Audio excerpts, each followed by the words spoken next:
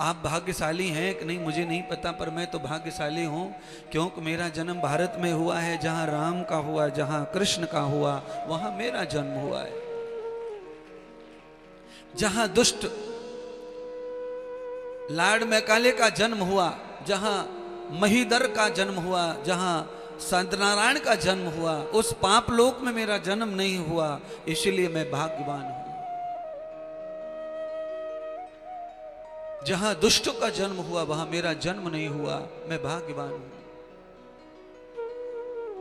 जहां वैष्णो माता हिमालय पर पर्वत पर हमेशा सिंह पर सवार करके खड़ी रहती है, वहां तुम्हारा जन्म हुआ है, तुम इसलिए बड़े भाग्यवान हो।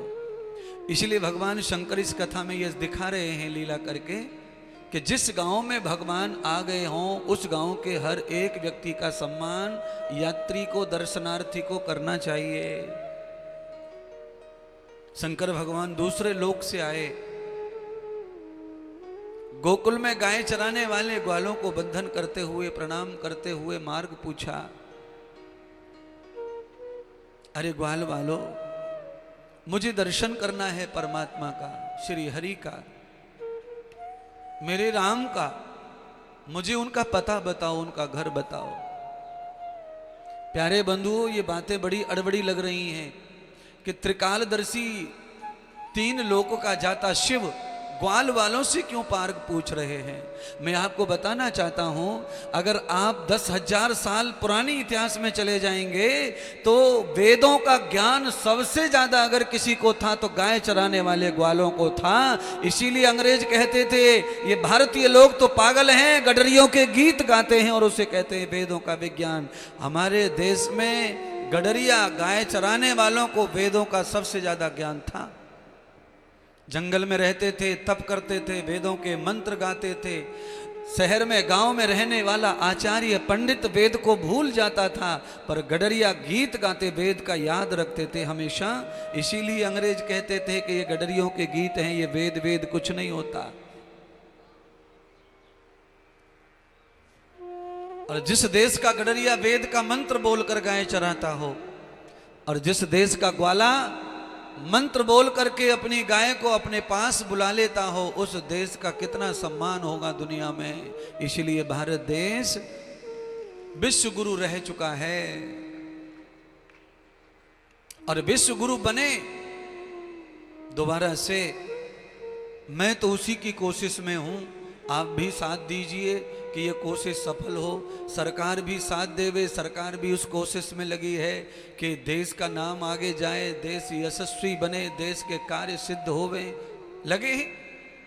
प्रधानमंत्री जी भी वही काम कह रहे हैं, वही काम कर रहे हैं, तो सब अपने कामों में लगे हुए हैं।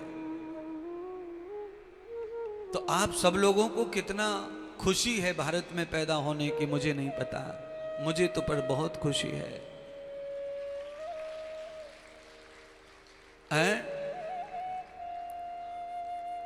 दुखी होकर के जब हम पंडित जियों के पास में और महात्माओं के पास में और मंदिरों में जाते हैं और कुंडली खुलवाते हैं, अपनी जन्मपत्र का दिखवाते हैं और रोते हैं, आंखों से आंसू बहाते हैं, दुखी होते हैं, उस समय मुझे ये बात याद आती है कि इनको इस बात का एलम नहीं है, इस बात का इनको एहसास नहीं है कि ये तुच्छ मुच्छ परेशानियों से रो रहे हैं, पर इनको भारत में पैदा होने का जो गौरव प्राप्त हुआ है उसके आगे ये सब दुख कुछ काम के नहीं है, ये परेशानियां तुच्छ हैं। आनंद तो भारत में पैदा होने का सबसे बड़ा है। आपको आनंद नहीं होगा, मैं तो कहूंगा कि आप छाती ठोक कर कहो कि हमें दुनिया में सबसे बड़ा खुशी है तो यही है कि हम भारत के वासी हैं, भारत हमारा देश है, भारत की मिट्टी से ये काया बनी है, शरीर बना है, और भारत की मिट्टी में ये शरीर मिल जाएगा। जिस शरीर से शरीर का मिलन होगा वो राम होगा, क्योंकि इसी मिट्टी के राम रमे हुए हैं, इसी मिट्टी के कण कण में राम और श्याम बहते हैं। उस मिट्टी में एक दिन तू मिल जाएगा तो भगवान के चरणों की धूल बन सकता है, बाकी किसी देश में यह संभव नहीं है।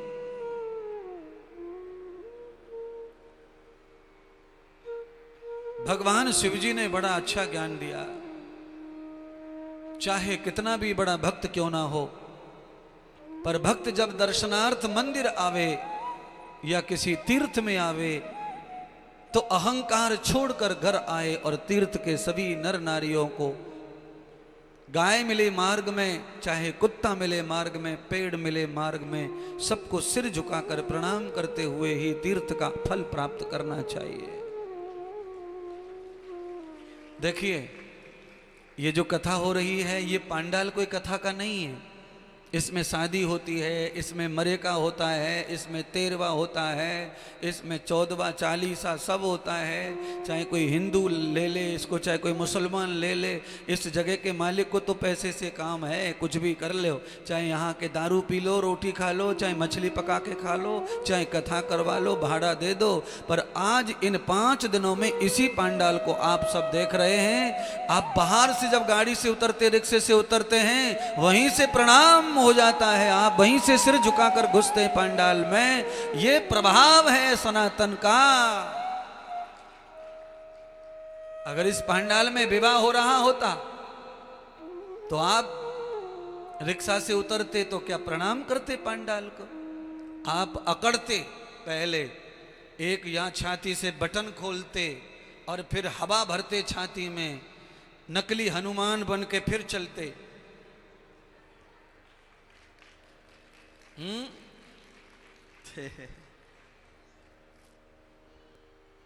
शादी में कोई भी आदमी झुक के नहीं चलता, इसलिए कह रहा हूं, क्योंकि शादी में ये जो आए हैं वो फूफा जी लगते हैं लड़की के।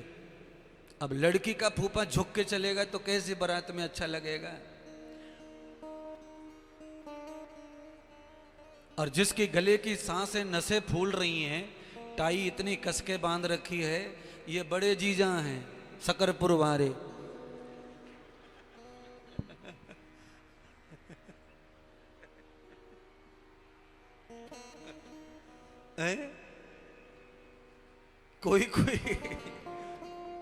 कोई जीजा तो इतनी कसके बांध लेता है कि यहां पर नसें निकले हमें, वाकई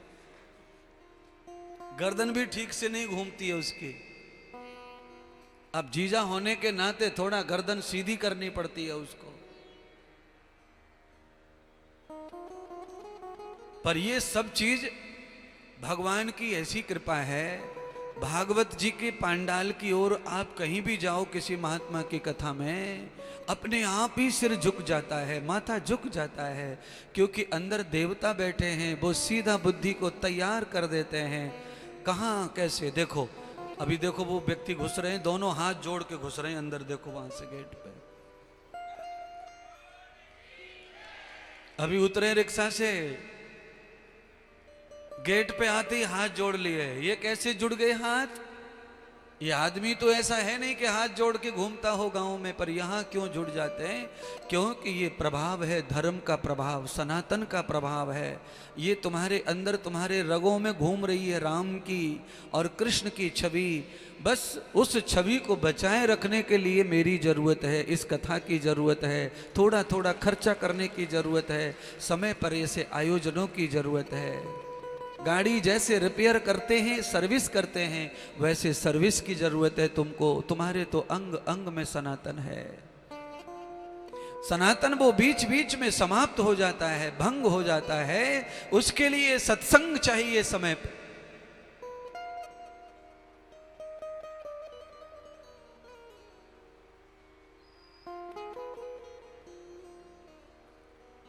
ग्वालों ने भगवान शंकर को मार्ग दिखाया। माता सखी के घर लेके आ गए, यशोदा के घर लाकर खड़ा कर दिया। वहां से गोपियों ने भगवान को मार्ग दिखाया। दरवाजे पर खड़े हैं महल के यशोदा के, वहां गोपियां काम कर रही हैं। यशम बुद्धि नाम कृतम यावते आत्म कृष्ण। बुद्धि नाम की जो यशोदा है, उसके हाथ भगवान आज आत्म रूप में पधारे हैं। गोपियां माने मुख, आंखें, भगवान वहां खड़े हैं, शिव जी दर्शन करने की प्रार्थना कर रहे हैं, आत्मसात करवा दो यदि यशोदा। यशोदा गोपियों को कह रही है, अरे इसकी परीक्षा ले लो, दर्शन के बहाने ये आदमी भगत बन के आते हैं सब, और ये सब लोभी लालची होते हैं। तो यशोदा गोपियों से उनकी परीक्षा करवा रही है, सोना चांदी दान करो, इसको रुपया दान करो, ये आया है। पर भगवान शंकर की गोपियों ने खूब परीक्षा ली, पर भगवान शंकर कहाँ सोना चांदी रुपया लेने आए थे, परीक्षा में पास हो गए। न सोना चाहिए न चांदी चाहिए था। यशोदा ने परीक्षा ले ली। अब यशोदा इस बात से घबरा रही है कि बाबा बहुत तेजस्वी है, बाबा का स्वरूप बहुत डरावना हो गया है, दर्शन कैसे कराऊं, लाला डर जाएगा। और लाला डर गया तो बच्चों को डर से बुखार आ जाता है, बीमार पड़ जाएगा। इसीलिए गोपियों से कहा कि बाबा को प्रेम पूर्वक समझाओ और कहो 2 दिन बाद आना बाबा, अभी 2 दिन हमारे लाला का दर्शन नहीं मिलेगा पराए मर्द को। आप तो दूसरे गांव के हो, हमारे परिचित नहीं हो, और घर में कोई पुरुष नहीं है, केवल महिलाएं हैं। इसीलिए छठी के पूजन होगा, उस दिन सारे गांव के पुरुष भी होंगे, तो आप भी आ जाना बाबा, तब दर्शन हो जाएगा। पर शंकर भगवान ऐसी बातों को कहाँ मानने वाले थे। यहां महादेव ने हठ योग किया। हठ योग में महादेव ने क्या किया कि डेरा डाल दिया, डमरू निकाल लिया, शंख निकाल लिया, जोर जोर से बजाने लग गए। एक पैर पर खड़े होकर जोर जोर से तांडव करने लग गए, नृत्य करने लग गए। शंख बजा तो भगवान नारायण पालने में जाग गए।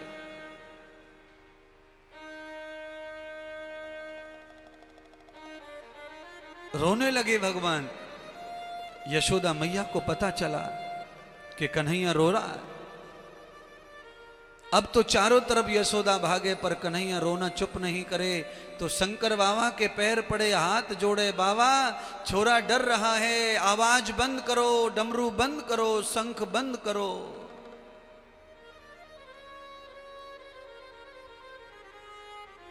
शंकर भगवान अब कहां मानने वाले। ओ बाबा मत शंख बजावे, बाबा मत शंख बजावे, ओहो भोला मत शंख बजावे, बाबा मत शंख बजावे, पढ़ू तेरे पाँव रे, लाल नाम शोभे मेरो, जाग जाए गोलाल रे, पाल नाम शोभे मेरो, जाग जाए गोलाल रे, पाल नाम शोभे मेरो, जाग जाए गोलाल रे, पाल नाम शोभे मेरो, जगे जय गोलाल रे। बाबा मत शंख बजावे, भोले मत शंख बजावे, पढ़ू तेरे पाँव रे, पाल नाम शोभे मेरो, जागे जय गोलाल रे, पाल नाम शोभे मेरो, जगे जय गोलाल रे। पाल नाम शोभे मेरो, जागे जय गोलाल रे। पाल नाम शोभे मेरो, जगे जय गोलाल रे।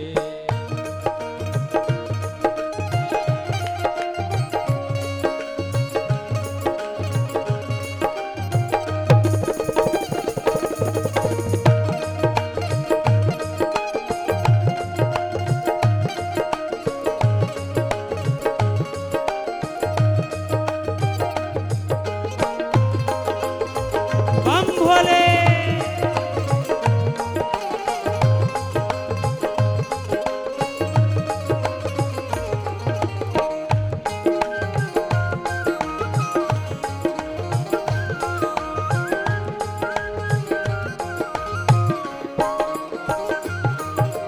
धन और दौलत हमें न चाहिए, एक लाल सा लाया हूँ, तेरे लाल के दर्शन करने बड़ी दूर से आया हूँ, मैं बड़ी दूर से आया हूँ, मैं बड़ी दूर से आया हूँ।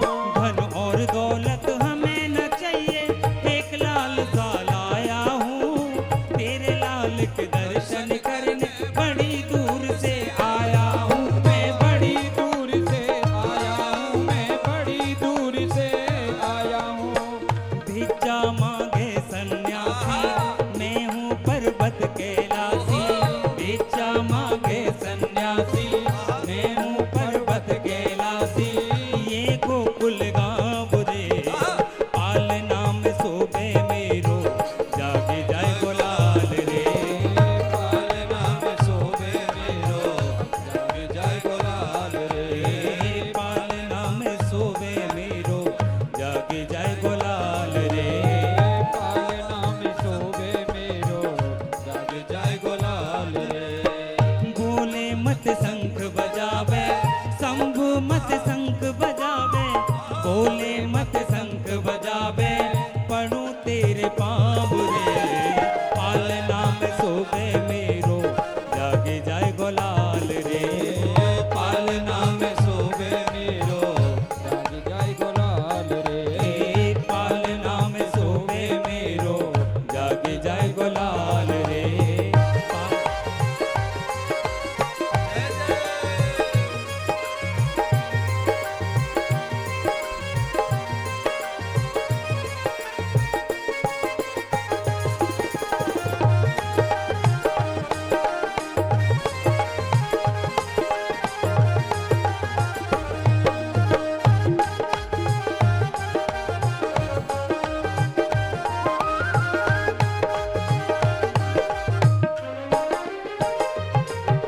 तू तो बाबा दर्शन करके अपनी गैल पकड़ जाएगो। तेरे रूप को देख के बाबा आला मेरो डर जाएगो। आला मेरो डर जाएगो, लाला मेरो डर जाएगो। तू तो बाबा दर्शन करके अपनी गैल पकड़ जाएगो। तेरे रूप को देख के बाबा आला मेरो डर जाएगो। आला मेरो डर जाएगो, आला मेरो डर जाएगो। बातन को फंडा डारे, डर डर के काना मारे। ओ सुभाष चौरसिया, बाबा को गीत गाया जा रहा और बाबा कहाँ बैठो। ओ!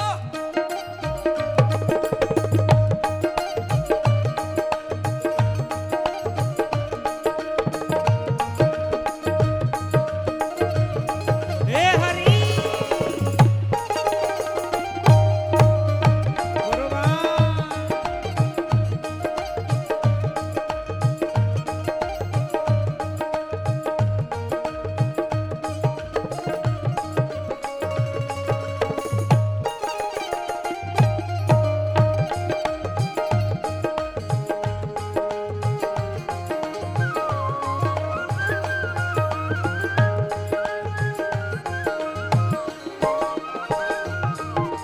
तू तो बाबा दर्शन करके अपनी गैल पकड़ जाएगो।